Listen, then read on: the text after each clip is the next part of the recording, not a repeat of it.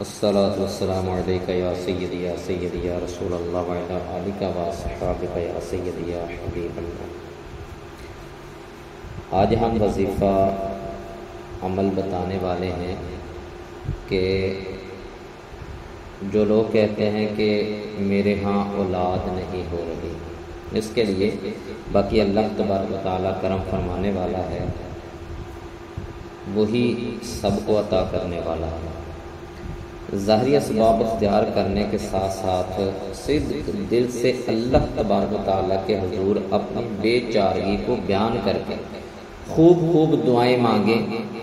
اس کے ساتھ بزرگوں نے ایک وظیفہ یہ بتایا ہے، میاں بیوی ہم بستری سے پہلے جب بھی ہم بستری کرنی ہے اس سے پہلے سورۃ النجم کی یہ آیات 45، 46 اور 47 پڑھ لیں، اور دوسرا وظیفہ یہ ہے کہ سورۃ السجدہ کی آیات 7، 8 اور 9 کا کثرت کے ساتھ ورد کریں، کثرت کے ساتھ اس کو پڑھیں۔